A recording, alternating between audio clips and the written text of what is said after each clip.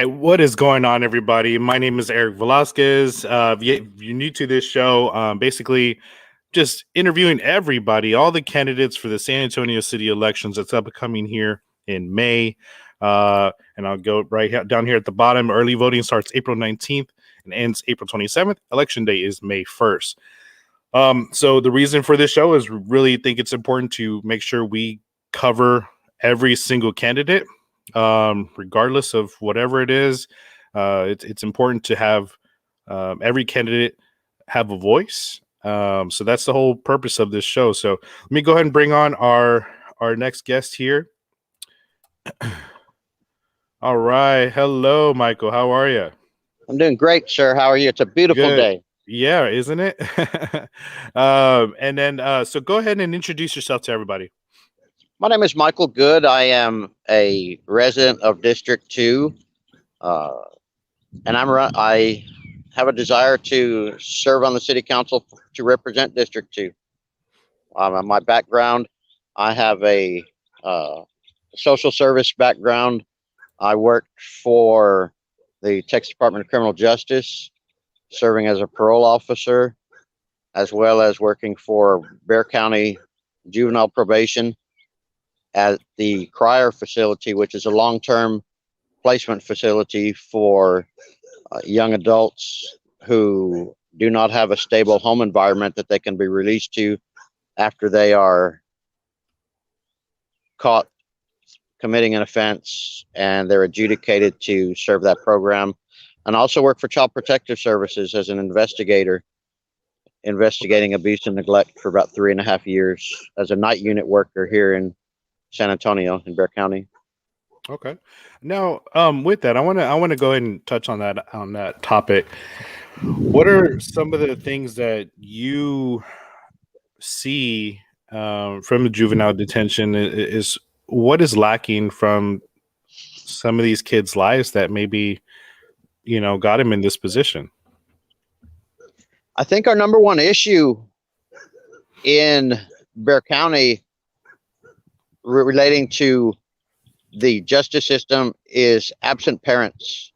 And when I say absent parent, I'm talking about a parent who has the capability and capacity to be involved in their child's life, and they choose not to be involved in that child's life.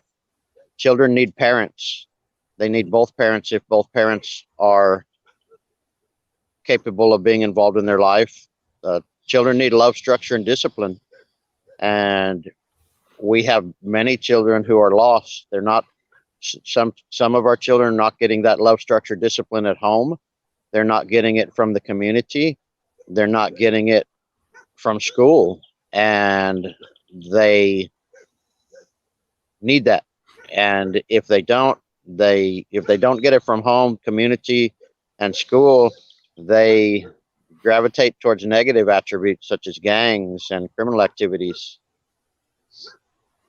Gotcha. So what can we do as a community help those people? And I say community as in because I mean you're a member of the community, right? Yes, So how can we as a whole as a community try to help uplift these kids? we need to reach out to these kids and also hold our officials accountable. Years ago, they used to have midnight basketball leagues where they could go and play basketball. They could go shoot hoops, and it gave them something to do. I have experienced that kids will, some of our young adults will go and they'll go to some of the city softball parks after hours and turn the lights on, and the park police will run them off because they don't want them on the property. And what would we rather have our young adults doing? Hitting baseballs and doing something positive and getting physical activity, or out gravitating and getting into trouble? And I've also worked with kids at the Ayers House. I was involved in the National Association of Home Builder chapter at St. Philip's College, and we had a student chapter that was there. I'm actually wearing a shirt. And we reached out to the Ayers House, which is a transition home for young adults who are in the juvenile system that are about to be released. And we had some of those young men come out and assist us in projects. And I'm not afraid to tell you, they bailed us out manpower wise a few times, and they got out there and they worked and were happy to contribute. And it was just uplifting to them that somebody acknowledged that they could do something positive, because everybody makes mistakes. Some people make severe mistakes, but we have to get to a point where we get beyond those mistakes and get them back into the community. Mm-hmm. Definitely. And just to real quick for everybody watching, if you would like to jump into the live stream and ask a question directly, you can do so by clicking on the link in the comment box. You can do that, and you should be able to just jump in. And even on YouTube and Twitch, if you see that, you can jump in if you'd like. Obviously keep it simple, keep it local politics. But definitely. So with that, so obviously you see a lack of use of resources, right? So you were saying that they're running people out, and we could use that resource of a city-owned facility to help, people get do some extracurricular activity. So what would you like to see done if you do get elected into the city council, maybe for your area, to try to utilize some of these structures? I would like to see more community participation. Right now, I'm sitting at a park that's in my neighborhood. It's not really a park. It's just a little island on a cul-de-sac that the neighbors got together and put a park bench in. They put a little community library. They put a bird feeder and these benches, and it was all done. The labor was donated by the neighbors. The materials, monies were donated by neighbors also to change it. It was just a gravel island before, and now there's a community library. I'm sitting at the picnic bench that was put up, and it's just getting people involved. I mean, we have to hold our officials accountable for what is done and voice our opinions. And part of that is voting. The city elections for city council generally are less than 10%. And we need people to get out there and voice your opinions, but it doesn't stop just by you voting. You need to be aware of what's going on, be involved, and be aware of what is spent for the budget, and be aware of how those monies are spent, how those resources. I mean, we work hard for what we earn. Right. I know I do. I mean, I put time in, and I've got plenty of sweat equity in this community. And if I don't like something, I'm going to voice my opinion. And we need more programs for use. I approached the city council persons, Shirley Gonzalez, about starting a not-for-profit to help build sidewalks, and it would be utilizing at-risk youth and at-risk younger adults. And I had people on board that were willing to donate their time to show people how to dig the trenches, put the wire and rebar in, build the frames, and pour the concrete. But the city leadership, I had a meeting set up with Miss Gonzalez, and Miss Gonzalez didn't even show up to the meeting. She had somebody else come out, and it just, it was upsetting, because I had people lined up that were willing to come out and work with people and show them how to pour concrete, show them how to tie the wire mesh, show them how to do the grading, show them how to dig. And this was just right after Ms. Gonzalez was saying that, we need $1.3 billion for all the sidewalk infrastructure. Mm-hmm. And it's we have to think outside the box. And with our budgets need to be reworked. We can't be spending, if you have a budget, It's not about what you spend, it's about what you can save. Right. And so many government entities go and they get a budget and they are laser focused on spending all of those monies instead of saving that money. And you and I have to live on a budget. Mm-hmm. And you and I realize that money is a finite resource. When I worked for Child Protective Services, I had a perfectly good desk in my office. It was perfectly good. And they knocked on my door one day and they said, well, we need to take your desk. We're getting you a new desk. And I said, I like this desk. You're not taking it, because they had to spend that money, and they spend money on anything just so that they use it. Yeah. And it doesn't necessarily, where the rubber hits the road does not actually reflect where monies are spent. And we have to rethink that. I mean, if we're facing shortfalls because of the coronavirus, because of our restaurant tourism industries being shut down, we need to adjust. We need to cut. That's all. You or I, if we miss a day of work and we don't get paid, something has to give. Something has to be cut out. And the city is no different. Yeah. Yeah. Definitely. I think that's something that a lot of people don't take into account is, looking where the money's going and is it being used effectively and efficiently? Are we just throwing money, to whatever it is? So yeah, definitely. That's a great point. Again, anybody that wants to ask a question, please do. You can jump into the conversation, or you could put a comment in the comment box and you can just ask a question there. So with that, what are some things you would like to do to reduce the spending and be more efficient with the city budget? Can you give us maybe like an example?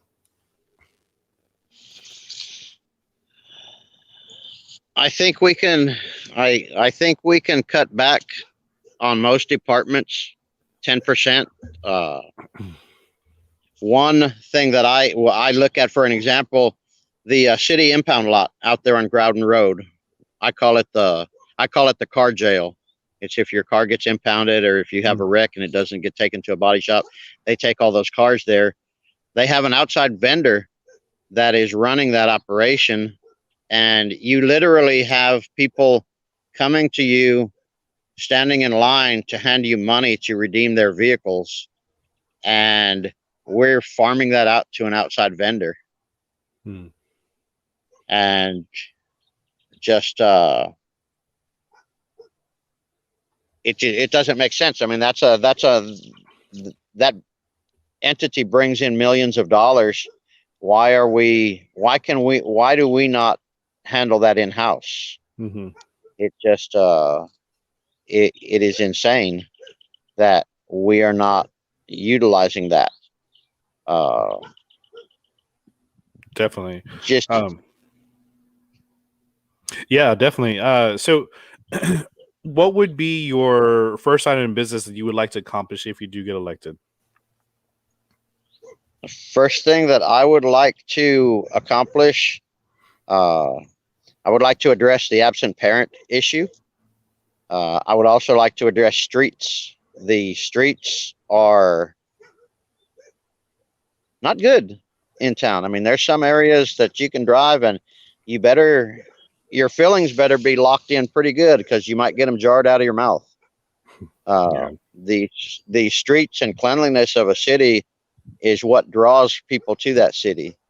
And I really think that we could develop programs to where we could get at-risk people and people that are wanting to learn a trade, and get people in there to teach them how to work a laydown machine, how to work a grader, how to shoot grade, so that we have proper drainage. There's a street in my neighborhood. There's an elderly woman that I assist, that when it rains, she has a lake in front of her house. And the city has come out 4 times to try and fix it. And every time that they actually tried to fix it, it made it worse. And it's to the point where I can't park and I almost need I almost need to. I came out one time, and I had to put Coke crates down Oh so that wow. I could walk on the street to get to the curb. And we've got all this equipment that the city buys, and we've got graders, loaders, rollers, and we can't get that done. We work and we pay far too much money in property taxes, sales taxes, gasoline taxes to have this city in the shape that it's in. And I used to work when I graduated from St. Mary's University in 1993. That summer, when I graduated, I was looking for a job, and a friend of mine told me, he said, "Well, why don't you go talk to my uncle? My uncle has a construction business up near Abilene in Eastland, Texas." And I went to go work up there, and I learned a lot about base and laying down road. I was working a laydown machine. The hardest job of my life. I was sweating out water as fast as I could drink it. But I learned, and when I see them doing things and they're not doing it right, it upsets me, especially. And it's not just here; it's streets in general. Your streets and your cleanliness. I mean, if you go to Nashville, you go to Memphis. Nashville is a really clean town, and they have really nice streets, and it sets the tone for your city. Mm-hmm. Yeah, and so in District 2, I mean, is that some of the biggest issues that you're seeing from like the community itself? Like what do you feel like the community is saying like that needs to be done in District 2? I think crime is an issue. It's an issue citywide.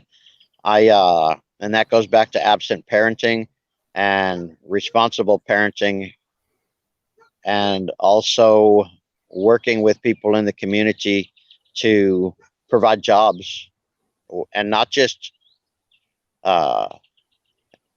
minimum wage jobs, not jobs. Amazon was talking the other day about them opening up a warehouse in San Marcos that pays $15 an hour. Well, $15 an hour is a good wage, but if you pay somebody $15 an hour and you only work them 15 to 20 hours a week, that person's not getting their bang for the buck. Mm-hmm. We need to also work with our schools, not only in District 2, but citywide, to get them to start focusing our high school students toward the technological revolution that's coming up, because automation is going to replace a lot of jobs. There is a kiosk in Manhattan that Pizza Hut has, and you go up to this kiosk and you punch in the toppings, your crust, the cheeses that you want, and the machine makes the pizza. It's totally unmanned. It's totally robotic. You put your money in, you put your card in, and it spits out your pizza. And I've actually talked to somebody that used it, and they said that I said, well, did they skimp on your materials? I said, did you get value for your money? And he said, I think I got more pepperoni on my pepperoni pizza than I got from just going to a storefront. He said, because the machine laid out a pattern, and I was happy. I was happy with what I got. Oh, wait, so you're saying that it actually made the pizza there too? Yeah, sure. The machine did everything. Oh, all right. And it's replacing, a lot of jobs. A lot of jobs are going to be replaced by automation, and we need to start getting people to think. Our money's in the trades right now. If you're doing HVAC, plumbing, electrical, construction, that's where the money is. Robotics, working on robotics. I talked to a young man who I broke my cell phone a couple of years ago, and this young man worked at a place, and he started working on cell phones when he was in 8th grade. And he told me, he said, when I was a freshman in high school, he said, I was making $700 to $800 a week fixing cell phones. He went and bought a box of broken cell phones from AT&T and bought a kit from Amazon and just started experimenting. And he said, I've been doing it ever since. I took it to the place that he worked at. And he said, your phone is fixable. He said, they don't have the computer program to do what it needs. He said, I do at home. He said, but I can't do that. He said, because that would be a conflict of interest. And that is the mindset that we need to get our younger people starting in middle school. They need to be starting looking at robotics and automation, because that's our future. Well, even I think Port SA has they're going to have esports as well, which is kind of cool. So, esports. I mean, there's a lot of people that are streaming themselves playing games, and that's cool. And it's, hey, if it works, it works. I mean, people want to see it, and that's, I mean, we have to be adaptable. I think it's really cool to be able to be adaptable. And to try to, because I'll be honest with me, I've tried a lot of different jobs. I was an aircraft mechanic. I was, security, everything. Even this podcast, so I mean, we have to see what we like, but also we have to adapt and change around. So yeah, I totally agree. Curtis says automation isn't possible without programmers and engineers. This is true. But it reflects everything. I mean, you have to have the people. If you get a chance to go and do a tour at the Toyota plant, if you haven't gone out there in the last 5 to 7 years, the Toyota plant is changing. I mean, they're using automation to do welds, to do painting, to move things, and it's the wave of the future. I would also like to have the east side considered. Our airport is landlocked currently. I think we're not immediately right now, because we're still in recovery phase. I think we need another airport, and I would like to see that airport tied in, like using the convention center in Las Vegas as a model to bring jobs, not only have an airport, but bring in a convention center area that will compete with Las Vegas and Orlando, Florida. That way we can. Tell me this, because this isn't the first time I've heard it. Where did this airport thing come from? Because I'm confused why we need another airport. Just answer, because I have no idea. I've heard of it. I'm like, what? I'm confused. So please help me. Whether they've been talking about expanding when we were rocking and rolling in 2016 and through 2017, 2018, and we had all these flights coming in, and we had all this traffic that's coming through, and they've been talking about expanding the airport, the current airport, and I have heard one, because the airport is landlocked. I mean, there's homes all around it. There's really not a whole lot of room for expansion out there. I've heard something they were talking about redoing. Somebody had brought up the idea of redoing 281 and utilizing space. But if you look at the airport, once we get back going in 5 years, we should be back to normal with our tourism and our air travel. And at that time, we have all these flights. We lose a lot of flights to Austin, because people will shop, and some people will go, they'll drive to Austin to take a flight from Austin to a destination rather than go through San Antonio. And I don't know if that's because they can do a one shot, no stop. It's a direct flight, or if price is a consideration. But if we have an additional airport, that can focus on uh, conventions. I'd really like to not only an airport, but I'd like to have a convention center that will compete with Vegas and Orlando, Florida. If you've ever gone to the I 2 years ago, I went to the uh, International Builder Show in Vegas, and they have 1 million square feet of vendor space out there. And we flew into the airport, and we were picked up, and we were taken to the hotel. The hotels were close to the convention center. They actually have a monorail that you can ride that takes you right up, that picks you up in front of your hotel and takes you right to the convention center. And it is a huge economic generator for everything that is in that area: restaurants, bars, shopping. And I think we can build it. Our current model for tourism seems to be built around the Riverwalk and getting people downtown to the Riverwalk. And we're missing out on these big shows because that IBS International Builder Show is so big that the only two venues in the nation that can handle the capacity are Orlando, Florida, and Las Vegas. And I think it would be a big thing for the city. Now, but I mean, do you think that's something that District 2 wants and needs, though? It'll bring jobs.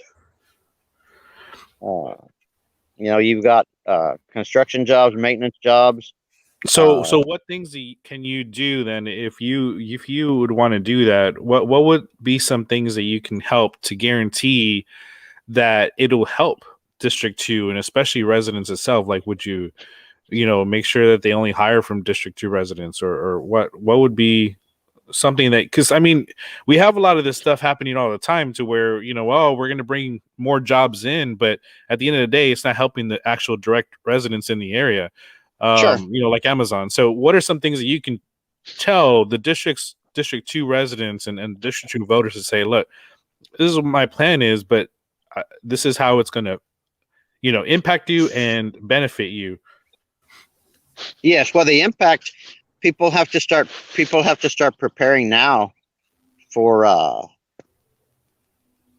if that were to come on board and we were to get investors and we were to be able to get people to buy into the idea, people have to get the job skills and the job training, and the training is available. I mean, St. Philip's College has the Southwest campus off of by Kelly, and it is a gem for San Antonio with the trades and trade training. People have to invest in themselves and put the time in to develop their skills in these fields, develop a skill set that they can market. Anybody, I mean, look at the last few weeks. If you're a plumber and you're not working, something's wrong. And same thing with people that are doing drywall, and people that are doing most of the trades were impacted by the weather event. But we have to show people what is out there. And I think and I don't think people are, I'm not saying that they don't know, but it just, people are in a rut. They're like I believe like the little wind up toy that you have that marches and it's against the wall, and it's still the leg mechanisms are still moving, but it's not going anywhere because people are used to the same old song and dance that, and they don't see anything happening from government, and we're stagnant. Government is stagnant in this city, I believe. Right. And Curtis says, how would you build up the infrastructure to support the airport? And that's a good question because, the biggest thing is the infrastructure is messed up in D2, right? So, I mean, how are we going to have an airport in D2 and not fix the infrastructure that's already in there first? You know what I mean? Well, we're spending $8 billion on downtown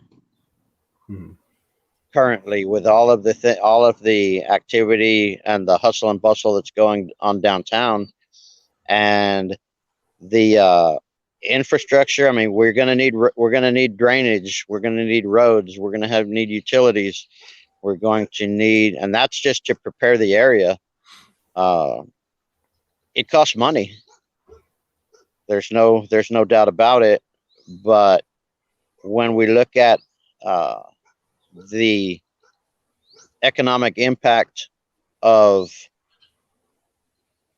being up there in that, and being a city that can entertain large conventions, that in that capacity, it will. I mean, our hotel tax and car rental tax that are imposed when people rent a car or they come and rent a hotel room in San Antonio, that has an impact.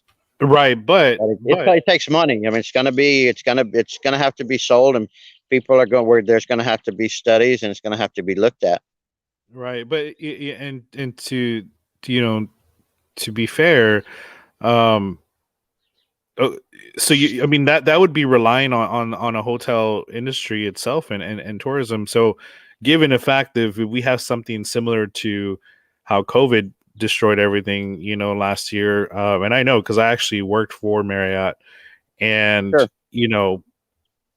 that was a lot of revenue, a lot of stuff gone, So I mean, with District 2, if we were to start investing in this and something like this happens, then what? You know what I mean? So I think that maybe, is this something that we would need to focus on, or maybe something focused on something else?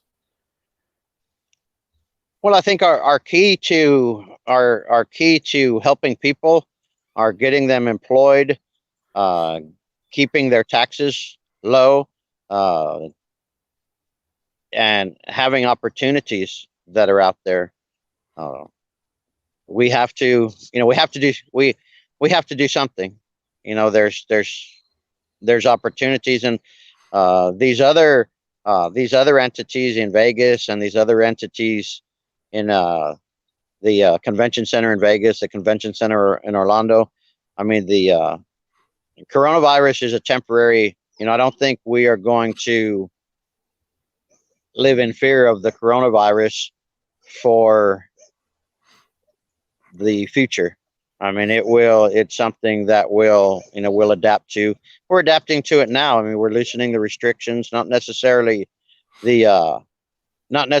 with what happened with the mask mandate being lifted, but I mean, more people are getting out. I mean, I see traffic. I live close to 410, and I see the hustle and bustle of traffic every day. People are getting out slowly, and we're on a road to recovery, but we have to be thinking down the road as well, and providing jobs so that people can afford it. People have jobs, and they're making a decent wage, and they have the skill set that demands that wage.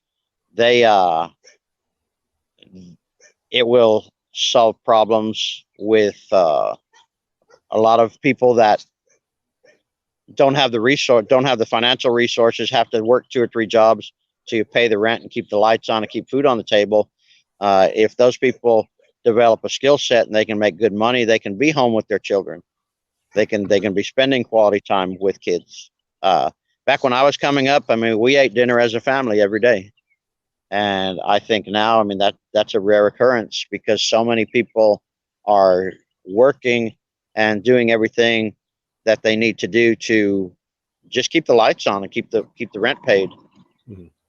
And Curtis says, how would you keep the people who flew in to stay in that area, the theme parks, casinos? I guess, because like you were saying, if you were to have people fly in, let's say we had an airport in D2, How would you get people to stay in D2 in that area? If you have a convention, I don't know. I went to a convention last year at the Gaylord by Marriott up in Grapevine, and that is a dome. It's a domed convention center. The hotels are built in, and it's a one-stop shop. When you go there, there's restaurants there. You really don't need to leave for the convention.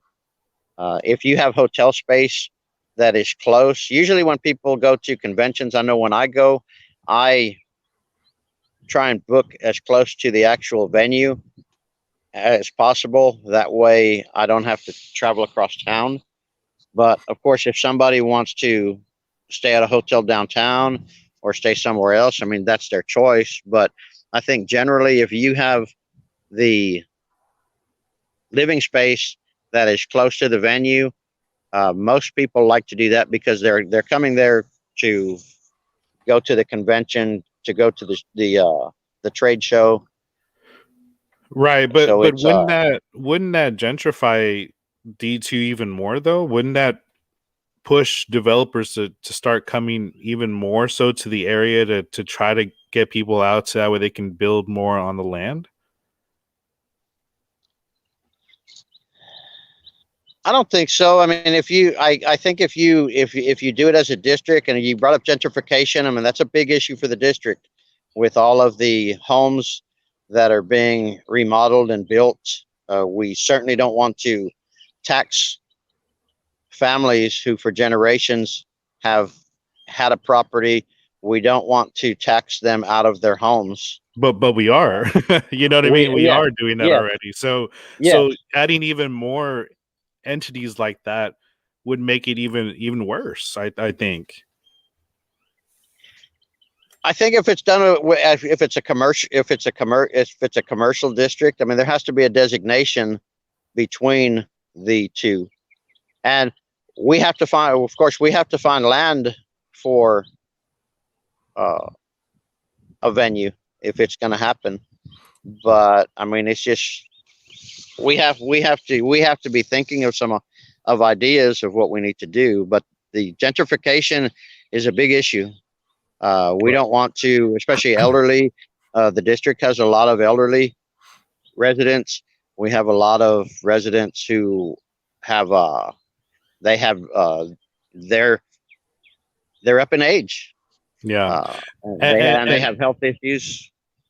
Yeah, definitely. And with that, I mean, what are some of the things you would like to do to help with the residents and in regards to helping with their property taxes? Obviously, I know you can't change the property tax code or whatever it is, and with the BCAD, but what are some things that you would like to do to help the D2 residents and maybe understanding about the property taxes? Well, the taxes are it's like a seesaw. They can raise the tax rates and they can manipulate the rates in that manner, and they can also raise the valuations. And I have seen some valuations that are really outlandish, that there's no way that this property, that is a market valuation that this person can sell the property for. And we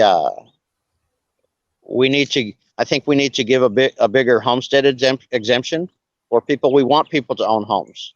Well, home ownership is directly proportional to the stability of a community.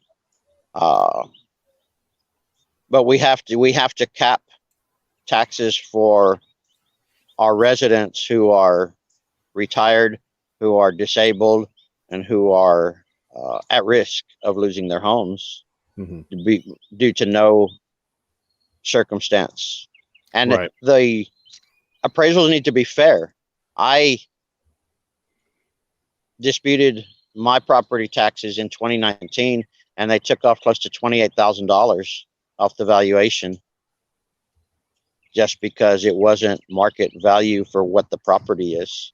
Right. And for And anybody there's just, watching, yeah, you can protest your taxes on www.bcad.org there at the bottom. And also you would want to protest them twice. So you would reject the first offer and then reject the second offer. So that way you can go into a formal interview. Basically, they don't know what's wrong with your home. So you would have to bring all that information, all that evidence to say, look, this is why my home isn't valued at this much. And you would want to protest every single year without fail. Don't skip a year without protesting your taxes, because then they'll say that, well, you didn't protest it last year, so you must have been okay with it. And yes, that's a control that you have. It's not really a time consuming if you take pictures and show pictures and get estimates. In my neighborhood here, we are on stability issues with the foundations, and most of the homes in my subdivision, the foundations have issues. The slabs have cracked, and some of the residents have actually fixed the slabs, but that's part of the valuation. But take pictures, get estimates, and your appliances, let your voices be heard. Yeah, definitely. All right. Quick change in topic. What are three of your favorite small business restaurants that you like in D2? Small business. I like Mr. and Mrs. G's on W.W. White. I'm a big Caparelli's fan. I heard Mr. G passed away recently, didn't he? Yes, that was unfortunate. Oh, okay. We'll wait for him to come back. Must have pushed something out, but I'm gonna go ahead and type that in the comments. Anybody watching, again, if you want to ask a question, please do so. You can jump into the conversation. You just click on the link above in there, and you can go ahead and jump into the conversation and actually ask a question. I'm sorry I look so tired. I don't know why I look so tired. I'm sorry, guys. So I usually stay up late. So we're gonna wait till he comes in. But again, if you have any questions, please do so in the comments, and you can jump in if you'd like. Because we want to make sure we get a good idea of who the candidates are. And so that way you can make the best decision possible when it comes to election time. But I'm gonna text him here. Oh, okay. I think he's back in. All right. Talking restaurants, I must check the juice. All right.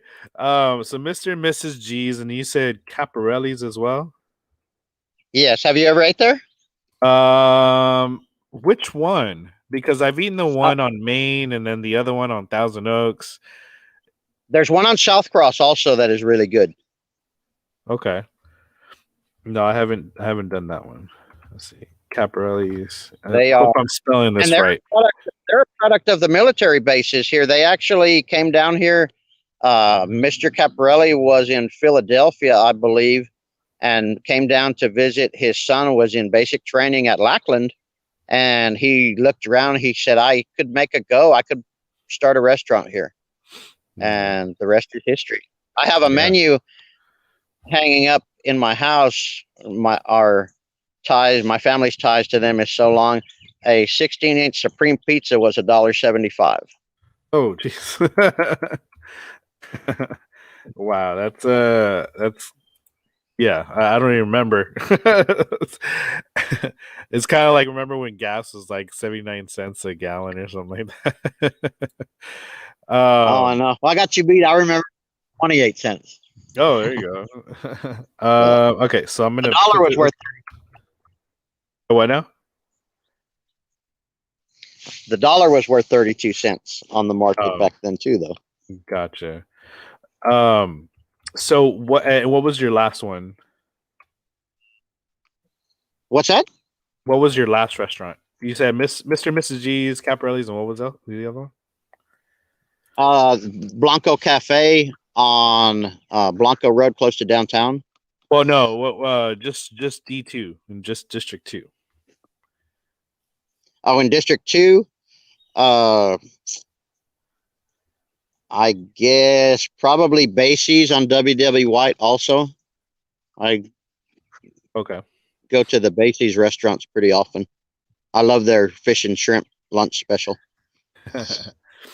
So yeah, I just like to highlight the small businesses, and like to just show, what the candidates like in their area, and just to kind of promote that small business, especially now. And a lot of small businesses need a lot of help, especially the restaurants as well.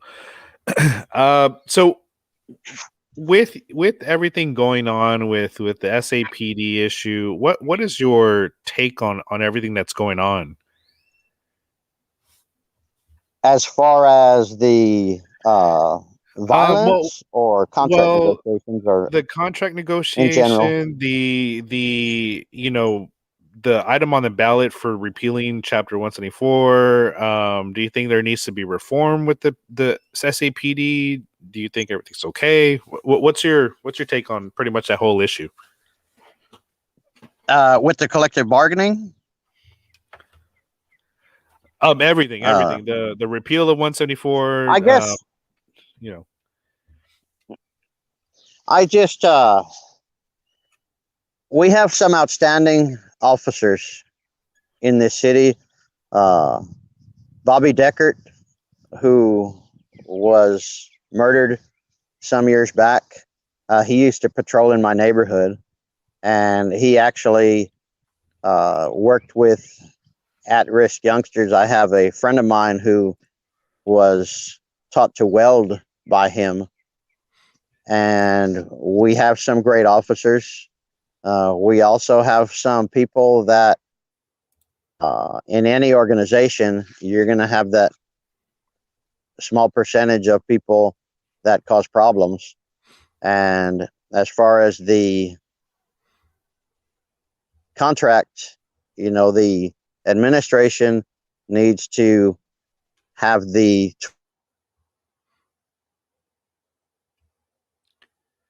Oh, okay.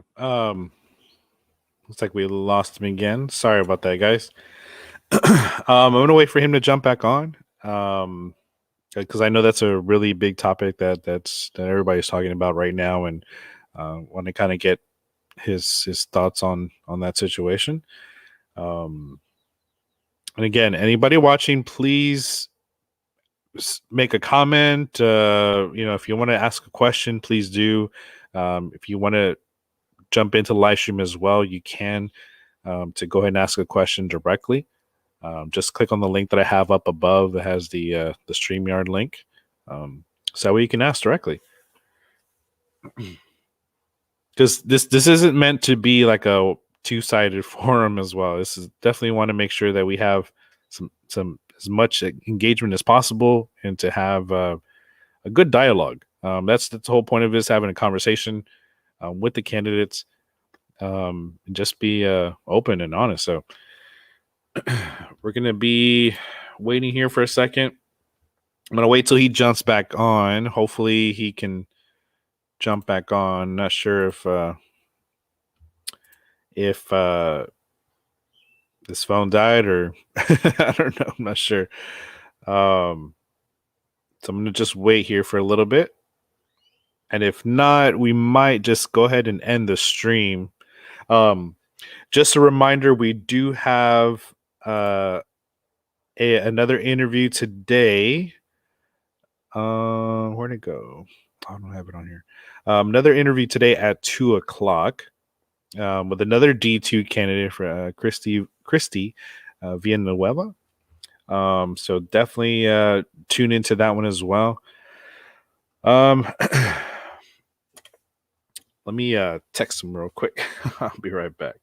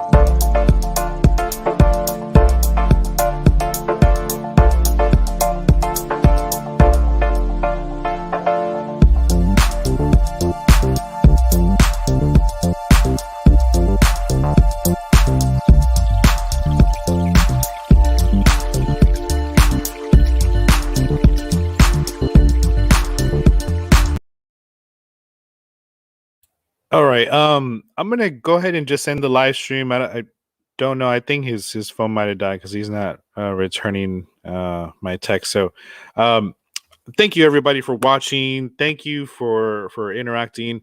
I appreciate everybody. If you just make sure you tune in later on today at 2:00 for our other live stream with the other D2 Kenneth Christie Villanueva. And if you would like to be like a sponsor, we could have your logo on here. Oh, actually, I think Oh, all right. Hello. Yes, sir. All right. Okay, you're able to. You're good. Yes, I can hear you good. Okay, cool. Where were we? Oh, the police department. Yeah. So, what was your take on the police issue? Well, the collective bargaining, we want the best person for the job, and we want to compensate them fairly. And it is a balancing act because it is a dangerous job. There's a lot of dangerous jobs out there, though, as well. A CPS lineman that is working with live power, working on transmission towers, working on poles as a lineman. That's a dangerous job. You know what you got into when you signed up for that job. I mean, that's part of the job. We need to compensate them fairly. We need to provide our police and fire departments, and the collective bargaining. It's focused on the police department right now, but it will impact the fire department as well. But that's why I throw them in the mix. We need to compensate those folks for what they do. When they're going to make mistakes, they're human, but making a mistake that's a true mistake, versus something where you have a bad heart to where you're doing something to harm people. Those are apples and oranges. We need to have the mechanism to deal with that and separate those officers, because any industry, any entity, you're going to have those people. You're going to have that element, and it's a matter of being able to separate them. And they, when this contract was signed off on, I mean, there's some things with I believe one is an incident. If it happened over 6 months ago, it can't be used against that person. That is, I've never worked at a place where that was something. I mean, if I did something 6 months ago, a year, 2 years ago, and and it came to light, it was addressed, and there were consequences. There's consequences to your action, and that was just simply not. I'm sure that contract was a huge multiple binder packet, but you have to read it. And kudos for the Police Officers Association. They got that in, but that's not doing your job and signing off on that and not reading. I mean, if you and I go and buy a car, and they charge us 42% interest, and it's in the contract, and we sign it, you got to read what you sign off on. And it's not nickel and dime. You're looking at hundreds of million. We spend, for the police department, I think it is close to $500 million a year. It's not nickel and dime, and we have to get our bang for our buck. Right. Definitely. Let's see here. A quick change in topic as well that we're going to do here. Hold on. Let's see if I can grab this. Where'd it go? Sorry, hold on. I'm trying to. No problem. Oh, okay. So, have you ever heard of ranked choice voting? Right choice? Rank choice voting. Rank choice. No, I'm not. I think I heard that term. I was looking at something just the other day, but I'm not familiar with them, to be honest with you. Okay, no worries. So ranked choice voting basically, let's say in example, very good example in D2, there's 11 or 12 candidates. The way ranked choice voting would work is you can vote for, all the candidates if you want. You just put them in rank by order, right? Okay. So you would just do 1, 2, 3, 4, 5, 6, 7, 8, 9, 10, right? If you want to do that, you don't have to do all of them. You could just do 1, 2, 3, whichever ones are the best one that you like. And so what would happen is this voting structure would eliminate the need for a runoff election. And runoff elections cost the city anywhere between $8 to $10 million every time to go ahead and have a runoff election, which, as we talked about earlier, has very low participation to begin with, right? So basically it works like this. You have all your candidates, you have your first round, you still have to meet the 50+1 criteria to win the election. Yes. Which nobody does, right? Not normally, especially if there's a lot of people on the ballot for that race. So you would have your first round. If nobody's a winner for that 50+1, then you go on to a second round. That last person gets eliminated who has the less amount of votes. Then you go to your second round. If nobody has a 50+1, then the next one goes through.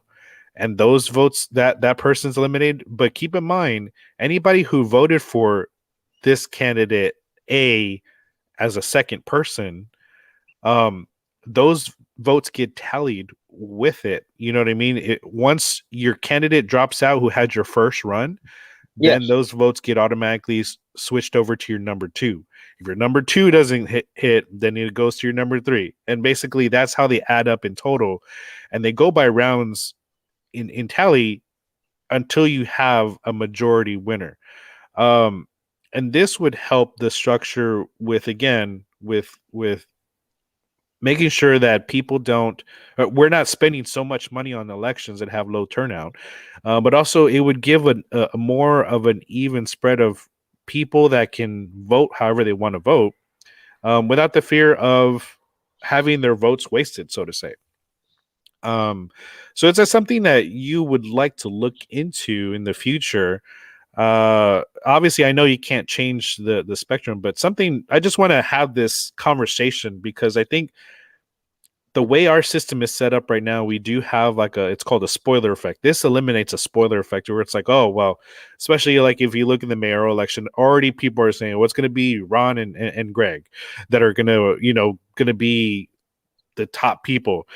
Yes. This eliminates that effect because then it's like, well, we don't know what's going to happen. you know because people are going to vote how they want to vote, and then also it changes the spectrum of people getting into this fight between left or right. You have Yes. to vote blue, you have to vote red. Yes.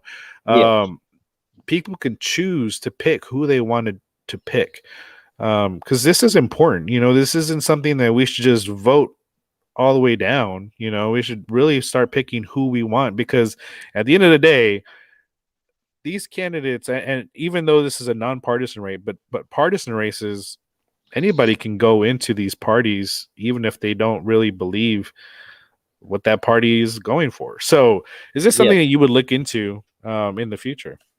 That's interesting. I think it would help. It's really disappointing for me. I vote every election. I think the last election that I missed was probably 13 or 14 years ago. And the only reason that I missed that was that was when we had the real bad tornadoes in Gerald. And I was coming back. I got delayed at that time. I believe it was the tornadoes in Gerald, but I always vote. And if I don't like either candidate, I do my research on the candidates. And if I'm not happy with either candidate, I still go in and cast a ballot, but I just don't pick anybody. Right. And because that's, people have shed blood and sustained injuries to give me the right / responsibility to be accountable and vote. And I don't take it lightly, but I think that would be something different, because it's troublesome that District 2, I think the last election was between the last city council election in District 2, the turnout was between, I believe it was somewhere between 5 and 6.5% of registered voters that came out. And it's so important because these are the people that are spending your money. Right. Yeah. And I would definitely, if it would increase voter excitement and increase voter turnout, I'm game for anything. We need more people to express their desires and voice their opinions. Right. And keep in mind, for everybody who's watching as well, this is a newer concept to United States in general. It's only been around since 2019 in the US. And so some states have actually started using them, and I know for sure New York used it recently for the presidential elections. But again, the media is like, oh, what is this? So they didn't know how to cover it really. Because it is different, it's new. But we definitely need some change, because there's the way our election system is not helpful to us. I mean, we see so much division, and this would help with that division process, that we're not being so divided. And I think that's a big problem that we have right now, with division, and we're going at each other's throats, it seems like. Okay, so Josie, here, let me go back here. Josie said, the problem is that the bad apples aren't separated. There should be a no tolerance for criminal behavior, especially from those who are hired to uphold the law. I understand that, but when something like that happens, if everybody flooded the city manager's office and the mayor's office with calls, I look at the little boy that was shot by the sheriff's deputies in, I believe, in 2017, a couple of days before Christmas, when the young man was in the residence of his father, and the sheriff's deputies were chasing this woman. They opened fire on her, and one of the bullets struck this young man. His name was Cameron, and he died there a couple days before Christmas. And there's no there was no there's no protest, and people get upset, and people talk about it, and they say, oh well, it's a shame. Well, you need to voice this concern, and if anybody is hurt or their rights are violated by any law enforcement agency, be it someone who's in the jail, someone who's in the Texas Department of Corrections, somebody who is having a incident where they have a contact with a police officer, for people need to voice their concerns, because ultimately you're the one that's going to get something done if you talk to the right people. And there are things happen. I mean, again, we have some great officers with the police department, but in any organization there's bad ones, and it's not only elected officials, but it's community responsibility to do something about it and make your voices heard, because the city officials should be fearful of the people that they represent, and they should respect. And when I say fear, I don't mean that they should be running in terror, but they should be fearful that I'm doing the best that I can do, and I'm going to be held accountable. And if we don't hold them accountable, then we're part of the problem also. Right. Well, and that was, kind of like with the whole CPS issue, and everybody having downtown the lights still on when people didn't have lights, and they're telling us to reduce our lighting, and all the downtown and the CPS building had all their lights on, and they got caught on the TV when they were asking questions to the person they were interviewing. So I mean, definitely things like that. And I had posted too. I'm like, why are the Christmas lights still on downtown at the Riverwalk? Yeah. I mean, just something simple for us to be able to just do something like that we can, be held accountable. And I think people are starting to do that. But it also needs to be pointed in the right direction. There are a lot of things that we might not know as citizens that are happening in the back end, with the city, but there are a lot of things that we need answers to. And a lot of people don't feel like we're getting those answers. So, just last question, what does community mean to you? Community is the people that live in the physical boundaries of an area, and it's the people, it's the culture, it's the talents, it's the whole ball of wax, basically. There's San Antonio and District 2 in general. We have a lot of different cultural aspects to the district, and it is just how everybody interacts and what everybody brings to the table. The talents, culture, the whole ball of wax. Gotcha.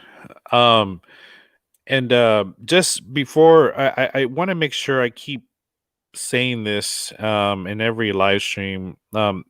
For anybody who's renting or has an issue with their insurance, renter's insurance, home insurance, anything, please contact Texas Department of Insurance, because they can help you with mediating some of these issues. I know we've been hearing a lot of people complaining that their renter's insurance did not help with their items or things like that during this last snowstorm. We want to make sure we get this information out to everybody, because not a lot of people know about Texas Department of Insurance, and they can help you kind of navigate that whole insurance structure. The lingo, yes, of how maybe to talk to them or what to ask these insurance companies, and I didn't even know that you can, ask some of these insurance companies to take off some of your bill. So there's some things that, it's interesting, but definitely I want to make a point to every live stream to talk about Texas Department of Insurance to make sure we're getting all the help that we can get from the entities that are available right now. So, but yeah, so they will help you. They are a good contact. Yeah, and it's renter's insurance, home insurance, automobile insurance, boat insurance, any insurance that has on it. They're kind of tied to you, so you can give them a call, and they can.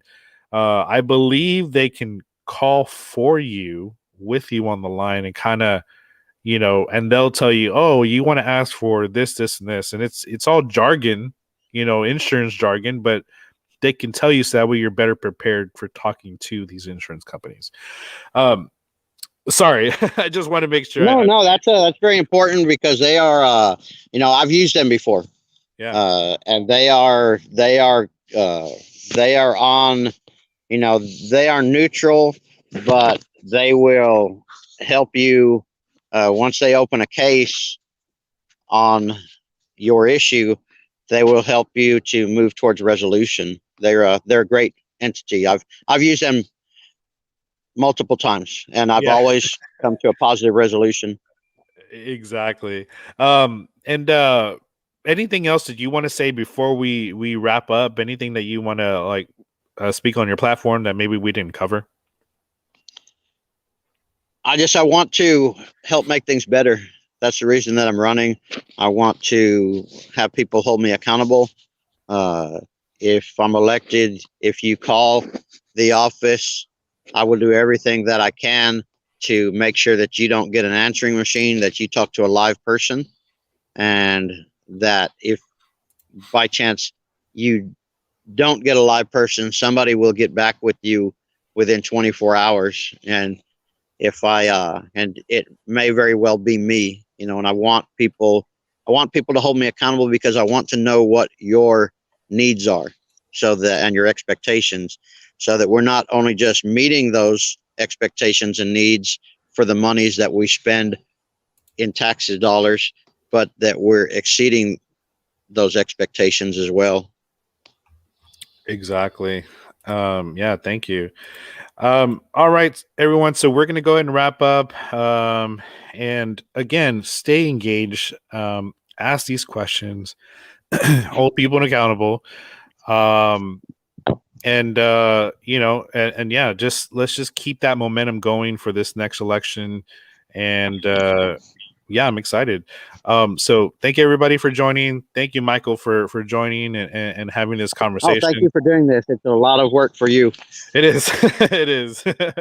But it's worth it. I think hopefully somebody will get something out of this. Just information and be able to start getting that conversation going. So, but thank you everybody, and have a great day. Again, we have another interview at 2, so please stay tuned for that one as well. Thank y'all. Appreciate it. Thank you, sir. Have a great day.